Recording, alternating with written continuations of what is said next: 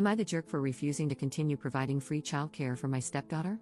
Posted by you/payingcomfortable8891. I participated in a work program with the local clerk of court's office when I was in high school. They hired me after I graduated, and I reached 30 years of service before I turned 50. With 30 years of service, you can receive your full pension at any age. I worked until my first grandchild was born, then retired to be grandma daycare. I have 5 grandchildren, an 8-year-old boy from my stepson, a 7-year-old boy from my son, a 5-year-old girl, and an 18-month-old boy from my daughter. I babysat all of them without issues or complaints. I still care for the 18-month-old Monday through Friday and watch the older ones during the summer and school holidays. My stepdaughter and her boyfriend have been non-stop drama since before their baby was born. When she was 10 weeks pregnant, they gave me a 3-page list of rules for babysitting. They said if I didn't sign it, I wouldn't be allowed to babysit. I told them I understood their need to do what was best for their baby and assured them there would be no hard feelings if they made other childcare arrangements. Some rules were almost understandable, but most were downright ridiculous, and none of them were going to work for me. I don't remember all the rules, but here are some examples. I couldn't take the baby anywhere without their permission. I couldn't watch more than one additional child while babysitting. I couldn't cook. I had to provide the full name, date of birth, and address of any potential visitors for their approval before the person could be around their child. They had to know any time I had a guest over, who it was, and how long they stayed. My 9-year-old cat would have to be kept out of any room the baby might be in, even when the baby wasn't there, and I couldn't get another pet without their agreement. When she was 7 months pregnant, they returned with revised rules in an attempt to compromise. Again, I told them their expectations didn't fit with my life and encouraged them to find other childcare. 2 days after my stepdaughter returned to work, she called and asked if I could watch Cullen the next day. I agreed but made it clear I would provide safe, appropriate care based on my judgment, and wouldn't tolerate complaints or accusations of violating their rules. I wanted it to be very clear that I wasn't agreeing to any of their conditions. My stepdaughter was fine when she dropped Cullen off and picked him up, but I felt like she interrogated me every time. It was tolerable, but her boyfriend was downright rude. By Sunday, I would dread the start of the week because of their behavior, especially his. At minimum, he would pick Cullen up, make a big deal about partially undressing him, and make at least one snide comment about my cat, having another grandchild over, cooking, or something else. Then he'd say something like, "I guess we don't have any choice but to put up with this for now," or, "I guess you're happy you won." This went on for 4 months. I spoke to my stepdaughter several times and told her that, clearly, they were unhappy with how I cared for Cullen. I suggested they find alternative childcare and said her boyfriend needed to tone down his behavior. Things would improve for a day or two, but then he'd start again. It all came to a head as Thanksgiving approached. He was very vocal about not wanting me to keep all my grandchildren over the break. I made it clear there would be a couple of days when I'd have all of them and told them to make other arrangements if they had a problem.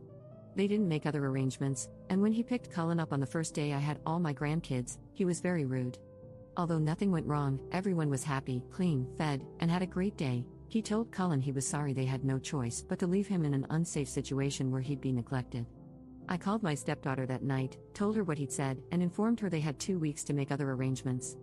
I also said she needed to handle drop-offs and pick-ups, as I would refuse to babysit if her boyfriend came to drop off or pick up Cullen. Things improved when I only dealt with her. At some point, she asked if I'd watch Cullen until January because they'd found a new childcare provider who couldn't start until then. I agreed, and everything was fine while she handled the drop-offs and pickups. On New Year's Day, several people sent me a screenshot of a post her boyfriend made on social media, saying how thankful he was that they finally didn't have to worry about Cullen's safety or neglect anymore. He didn't name me or accuse me directly, but anyone who knows us knew I had been keeping Cullen. The post was clearly directed at me. I was just happy it was over. On Friday, she called and said their new childcare provider told her Cullen wasn't a good fit and couldn't return on Monday. She asked if I'd start babysitting him again. I told her I was sorry for their situation but didn't feel comfortable keeping him anymore. My husband and stepson think I should agree, provided Amanda handles drop-offs and pickups, because they believe her boyfriend is the real issue.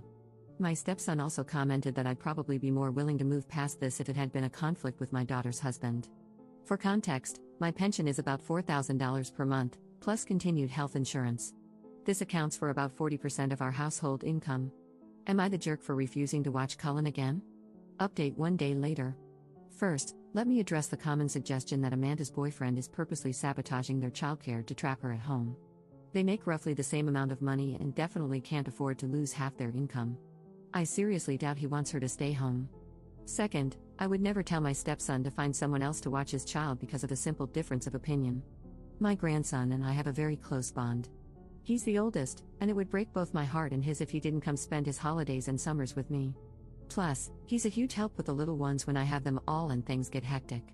I would never be so petty as to make him, and all my other grandchildren, suffer because of an adult disagreement. I sort of asked around about why they were dropped by their new sitter so quickly. Apparently, they weren't. Amanda picked Cullen up and dropped him off both days he went, and everything was lovely. He did cry quite a bit, but they expected that to improve as he adjusted to not being held as much. My husband and stepson talked to Amanda, and she said they realized they can't afford daycare.